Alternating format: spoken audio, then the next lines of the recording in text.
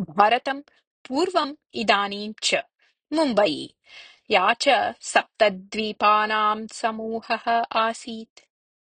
वयम् इदानीं मुम्बई-नगरे सप्तद्वीपान् पार्थक्येन अभिज्ञातुं न शक्नुमः। किन्तु पूर्वम् एतेषां सप्तानां द्वीपानां समूहः एव मुम्बई शब्देन निर्दिश्यते स्म। स च शब्दः मुम्बादेवी मुम्बाबाई इति वा इत्येतस्मात् उत्पन्नः। मुम्बादेवी एतस्य नगरस्य अधिदेवता। तस्याः मूलं नाम तु अम्बा भवानी इति। आङ्ग्लभाषाप्रभावेण एतत् नगरं स्वातन्त्र्यानन्तरम् अपि बाम्बे पदेन निर्दिश्यते स्म। येषु दिनेषु मुम्बई इति व्यवहारः आरब्धः। षोडशे शतके तन्नाम दशाधिकपञ्चदशतमे वर्षे पोर्चुगीस् सेनानायकः आल्बुकर्कः गोवाप्रदेशं जितवान्। चतुस्त्रिंशत्याधिकपञ्चदशतमे वर्षे सः तत्प्रदेशस्य शासकः जातः। सः एतं द्वीपसमूहं सुन्दरनगरी इति निर्दिष्टवान्। किन्तु तत्काले नगरपदेन निर्देष्टुं योग्यं स्थलं तत्र न आसीत्। विपणसदृशानि उपनगराणि आसन् तत्र। क्रिस्तात् पूर्वं स च प्रदेशः एशियन् रशियन् रोमन् वणिजां वाणिज्यस्थानम् आसीत्।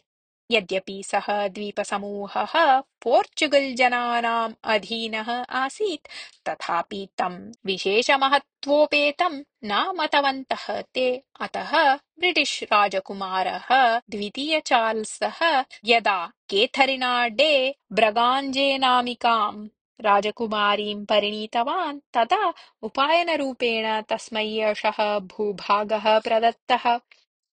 एतं भूभागम् उपायनरूपेण प्राप्तः राजकुमारः किं वा कुर्यात्?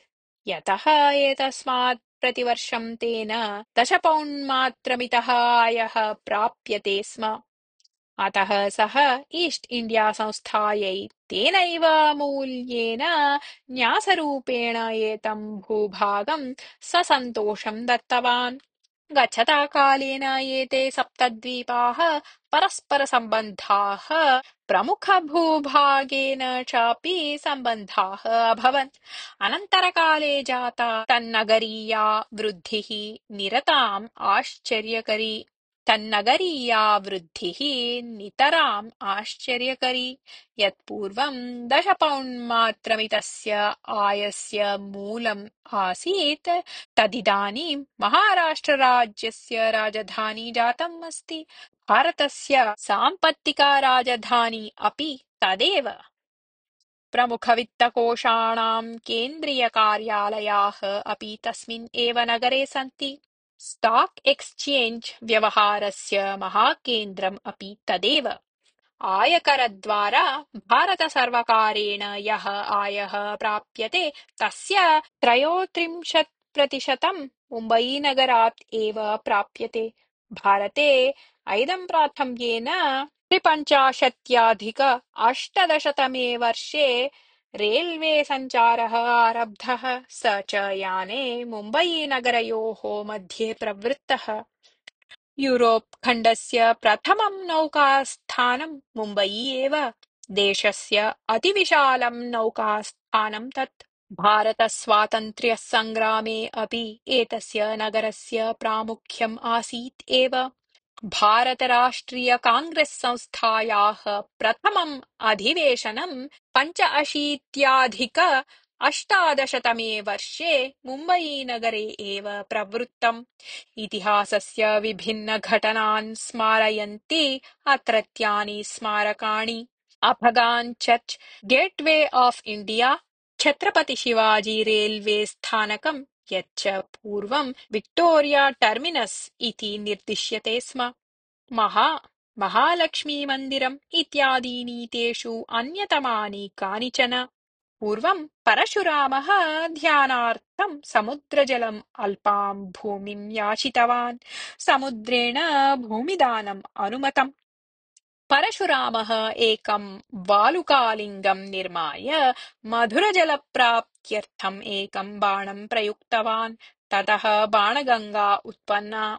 वालुकायाम् उत्पन्नः वालुकेश्वरः तत्पार्श्वे स्थिता बाणगङ्गा च मलबारपर्वतसमीपे स्तः।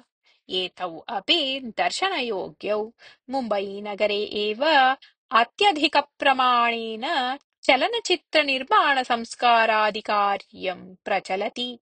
गणेशचतुर्थीपर्वकाले समग्रा नगरी उत्सवाचरणावेशयुक्ता भवति। इदानीं मुम्बईनगरस्य जनसङ्ख्या 88 लक्षमिता। अत्र व्यवस्थात्मिकाः, वाणिज्यात्मिकाः, सांस्कृतिक्यः, शिक्षणसम्बद्धाः च संस्थाः महता प्रमाणेन सन्ति। नगरसीमाप्रदेशेषु लघूनि महान्ति च यात्रागाराणि सन्ति अनेकानि। पश्चिमसमुद्रहारस्य मध्यमणिः इव अस्ति मुम्बईनगरम्। तत्रापि मेरीन् ड्रैव् प्रदेशः मलबारपर्वतश्च आकर्षणकेन्द्रभूतौ। जगतः अतिसुन्दरनगरेषु अन्यतमम् अस्ति मुम्बई। किन्तु अत्रत्यं जनसङ्ख्या बाहुल्यम् एकम् एव तस्य चित्ताकर्षकतां ह्रासयति।